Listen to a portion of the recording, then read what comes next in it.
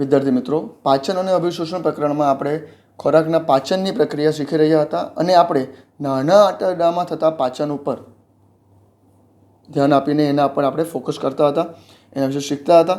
તો લાસ્ટ વિડીયોમાં આપણે જોયું હતું કે નાના આંતરડામાં જેવો ખોરાક દાખલ થાય તો કઈ પ્રક્રિયા થાય.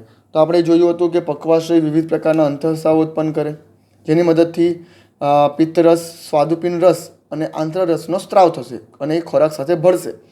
ખોરાક સાથે ભળ્યા પછી ખોરાકના આ ઘટકો કાર્બોદિત, પ્રોટીન અને ચરબીનું પાચન કેવી રીતે થાય એ હવે આપણે શીખીશું.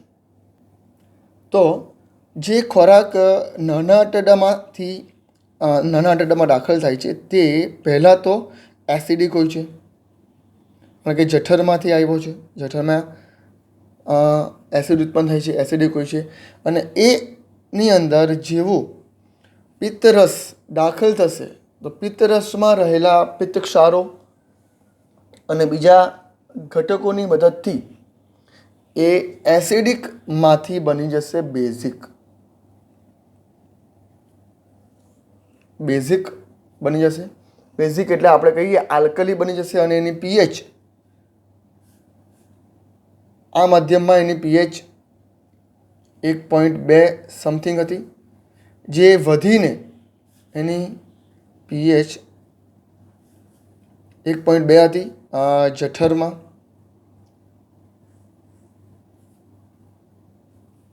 જે નાના આંતરડામાં આવીને બેઝિક બનશે અને લગભગ 7.8 જેટલી પીએચ બની જશે ખોરાકના ઘટકોની. અને પછી જ એના પર સ્વાદુપિંડમાં રહેલા સ્વાદુપિંડ રસના ઉત્સેચકો કાર્ય કરી શકે. તો સૌથી પહેલાં આપણે જોઈશું પ્રોટીનનું પાચન. પ્રોટીનનું પાચન કેવી થાય છે એ આપણે સૌથી પહેલાં આપણે જોઈએ. તો પ્રોટીનના પાચન માટે જરૂરી પહેલો પદાર્થ જે આપણે જોયો હતો, હું તમને બતાવું. આ તમે જોઈ શકો છો. પહેલો પદાર્થ છે નિષ્ક્રિય ટ્રિપ્સિનોજન. આ તમે જોઈ શકો છો, નિષ્ક્રિય ટ્રિપ્સિનોજન.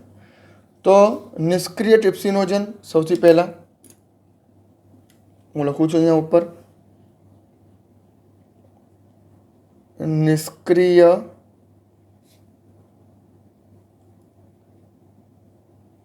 ટ્રિપ્સિનોજન, જેનું રૂપાંતર થશે ટ્રિપ્સિનમાં, એ ફેરવાશે ટ્રિપ્સિનમાં. પણ કોણ ફેરવશે? તો યાદ કરો, આંતરરસની અંદર આપણે જોયું હતું, આંતરરસમાં એક અંતઃસ્રાવ ઉત્પન્ન થાય છે, એન્ટેરોકાઇનેઝ મેં લખ્યું છે. તો આ એન્ટેરોકાઇનેઝ જે છે એ એન્ટેરોકાઇનેઝની મદદથી એન્ટેરોકાઇનેઝ જે આંતરડામાંથી ઉત્પન્ન થાય છે, આંતરડાની દિવાલમાંથી ઉત્પન્ન થાય છે, એ આ એન્ટેરોકાઇનેઝની મદદથી નિષ્ક્રિય ટ્રિપ્સિનોજન ટ્રિપ્સિનમાં રૂપાંતર થશે. અને પછી જઠરની અંદર યાદ કરો, પ્રોટીનનું પાચન થઈને 2 ઘટકો બન્યા હતા. એ ઘટકોના નામ છે પ્રોટીયોઝિસ, આ જઠરમાં બન્યા હતા, અને પેપ્ટોન, જે જઠરરસમાં બન્યા હતા. આ પ્રોટીન છે. તો એ આ ટ્રિપ્સિનની મદદથી એનું રૂપાંતર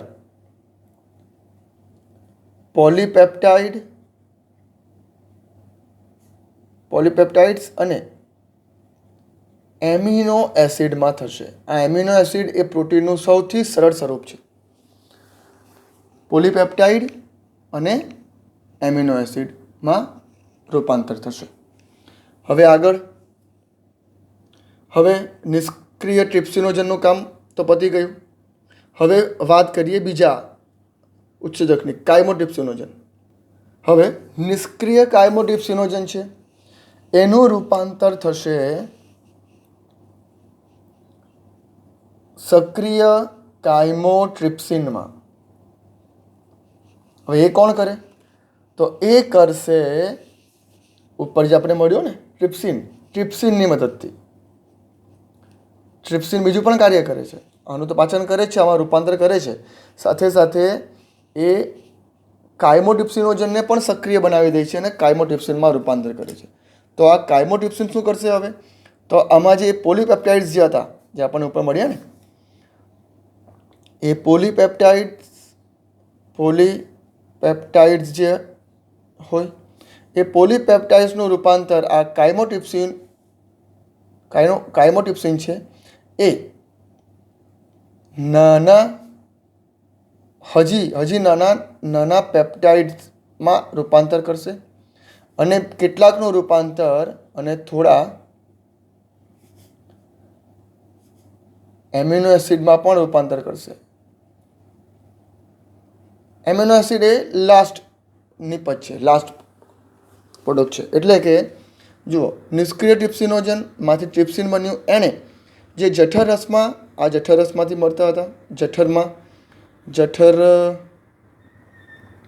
પાકમાં, એટલે કે જઠરની અંદર જે ખોરાકનું પાચન થયું ત્યારે પ્રોટીનનું રૂપાંતર પ્રોટીઓસિસ અને પેપ્ટસમાં થયું હતું. એ હવે નાના આંતરડામાં આવશે ત્યારે નિષ્ક્રિય ટ્રિપ્સિનોજનમાંથી એન્ટેરોકાઇનેઝની મદદથી ટ્રિપ્સિન બનશે અને એ ટ્રિપ્સિન આ બંનેનું રૂપાંતર પોલીપેપ્ટાઇડ્સ અને એમિનો એસિડમાં કરશે. હવે આ પોલીપેપ્ટાઇડ પણ સરળ નથી, એ પણ જટિલ પદાર્થ કહેવાય. તો એનું ફરીથી પાચન થશે. એ હવે કાયમોટ્રિપ્સિનોજન કરશે.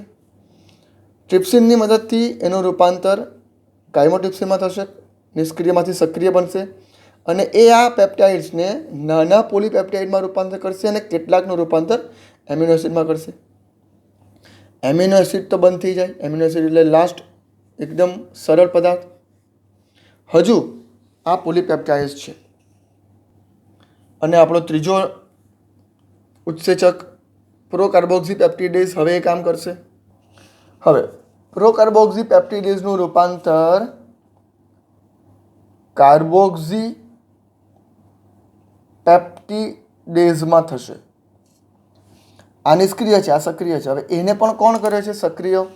તો એને પણ ટ્રિપ્સિન જ કરે છે. જુઓ, ટ્રિપ્સિન ઘણું કાર્ય કરતો હોય છે. એને પણ ટ્રિપ્સિન જ કરે છે. અને કાર્બોક્સીપેપ્ટિડેઝ શું કામ કરશે? તો આજે પોલીપેપ્ટાઇડ્સ જે મળ્યા આપણને ઉપર, આ પોલીપેપ્ટાઇડ્સ જે હતા એ પોલીપેપ્ટાઇડ્સનું રૂપાંતર આ કાર્બોક્સીપેપ્ટિડેઝ પેપ્ટાઇડ એમિનો એસિડમાં કરશે. એટલે કે એમ કહી શકીએ કે લાસ્ટ એમિનો એસિડમાં એનું રૂપાંતર કરી નાખશે. એટલે અહીં આપણે એમ કહી શકીએ કે પ્રોટીનનું સંપૂર્ણ પાચન અહીં થઈ ગયું. પ્રોટીનના પાચન પછી હવે આપણે વાત કરીશું કાર્બોદિતના પાચન વિશે. કાર્બોદિત એટલે કે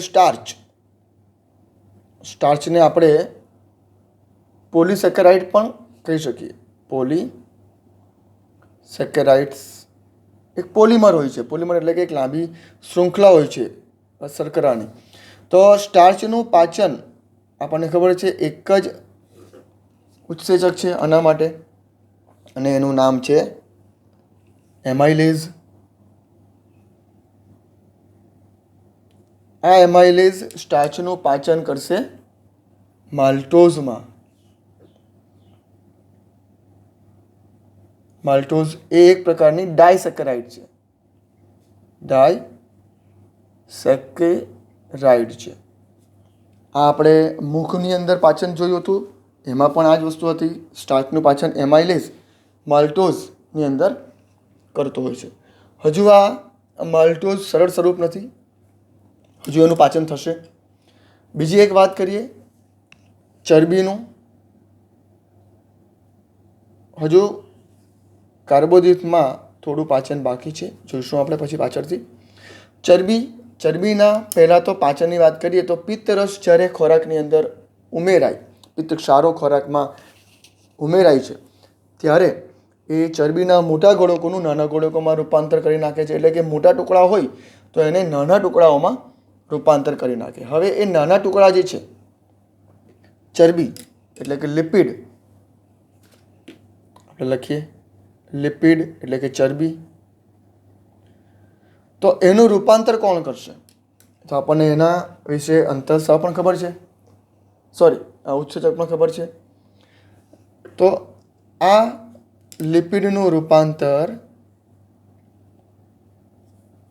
થશે ડાયગ્લિસરાઇડમાં. ડાયગ્લિસરાઇડ. ને ત્યાર પછી એનું રૂપાંતર થશે મોનો. ડાય એટલે બે અને મોનો એટલે સિંગલ. સિંગલ એટલે એકદમ સરળ સ્વરૂપ, મોનોગ્લિસરાઇડ. અને એનું રૂપાંતરમાં મદદ કરશે એક જ ઉત્સેચક છે એના માટે, લાઇપેઝ. આ લાઇપેઝ છે એ આ લિપિડનું રૂપાંતર પહેલાં ડાયગ્લિસરાઇડમાં અને પછી મોનોગ્લિસરાઇડમાં એનું વિઘટન કરતો હોય છે. લખી દઈએ આપણે લાઇપેઝ. તો આ થઈ ગયું પ્રોટીનનું પાચન, સોરી ચરબીનું પાચન. એટલે આપણું ઉપર આપણે પ્રોટીનનું પણ પાચન કરી નાખ્યું. ત્યાર પછી કાર્બોદિતનું પાચન કર્યું અને પછી છે ચરબીનું પાચન. પણ કાર્બોદિતના પાચનમાં જે હજુ કેટલાક ઘટકો બાકી છે એટલે માલ્ટોઝ એ એકદમ સરળ સ્વરૂપ નથી, હજુ એનું પણ પાચન થશે અને એકદમ સરળ સ્વરૂપમાં રૂપાંતર થશે એનું પણ. હવે બીજા જરૂરી ઘટકોનું પણ પાચન આપણે શીખીએ. તો એમાં સૌથી પહેલા ઘટકની આપણે વાત કરીએ તો એ છે ડાયપેપ્ટાઇડ્સ. એનું રૂપાંતર એમિનો એસિડમાં થશે. તો એ એમિનો એસિડમાં કોણ રૂપાંતર કરે છે? તો એનું નામ ઇરેપ્સિન. ત્યાર પછી આ એક થઈ ગયું. બીજું માલ્ટોઝ, જે કાર્બોદિતનું પાચન થઈને આપણને મળ્યું હતું, પણ હજુ એનું સરળ સ્વરૂપમાં રૂપાંતર થશે, એટલે કે ગ્લુકોઝ અને ગ્લુકોઝ, એટલે કે ગ્લુકોઝના બે અણુ બને છે આપણને. તો એ રૂપાંતર કરશે માલ્ટેઝ. ત્યાર પછી લેક્ટોઝ, જેનું રૂપાંતર પણ ગ્લુકોઝ અને ગેલેક્ટોઝ જેવી શર્કરામાં થશે. લેક્ટોઝ પરથી લેક્ટેઝ ઉત્સેચક છે એ કામ કરશે. ત્યાર પછી સુક્રોઝનું પણ રૂપાંતર થશે ગ્લુકોઝ પ્લસ ફ્રુક્ટોઝમાં. તો સુક્રોઝ પરથી સુક્રેઝ. આ એ બધા ઉત્સેચકો છે જે નાના આંતરડામાંથી ઉત્પન્ન થાય છે, નાના આંતરડામાં જોવા મળે છે. ત્યાર પછી એક બીજો પણ આપણે પદાર્થની વાત કરતા હતા પાચન માટે, ડીએનએ જેવા પદાર્થોની. તો એ ન્યુક્લિયોટાઇડ્સ, જે મોટા અણુ હોય ન્યુક્લિક એસિડના, એનું રૂપાંતર ન્યુક્લિયોસાઇડ્સમાં કરશે, એટલે કે એનાથી નાના, એને તોડીને. અને ન્યુક્લિયોસાઇડ્સનું રૂપાંતર પછી થશે શર્કરા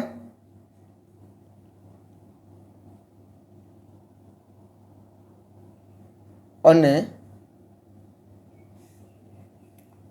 એમ કહી શકીએ આપણે બેઝિસમાં. આ રૂપાંતર કરે છે ન્યુક્લિયોટાઇડ્સનું ન્યુક્લિયોસાઇડ્સમાં રૂપાંતર કરશે. આ બધા ન્યુક્લિક એસિડ છે, યાદ રાખજો. તો એમાં રૂપાંતર કરશે ન્યુક્લિયોટાઇડેઝ અને અહીં ન્યુક્લિયોસાઇડેઝ. યાદ કરો આપણે ન્યુક્લિક એસિડના, આ ન્યુક્લિક એસિડ છે, તમે લખી શકો અહીંયા ન્યુક્લિક એસિડ એનું રૂપાંતર ન્યુક્લિયોટાઇડ્સમાં અને ન્યુક્લિયોસાઇડ્સમાં કરતા હોય છે. અહીં તમે લખી શકો બીજું, અહીંયા એકચ્યુઅલી પ્રક્રિયાની શરૂઆત ન્યુક્લિક એસિડથી થશે. મારી થોડી ભૂલ થઈ. તો અહીં તમે નામ લખી શકશો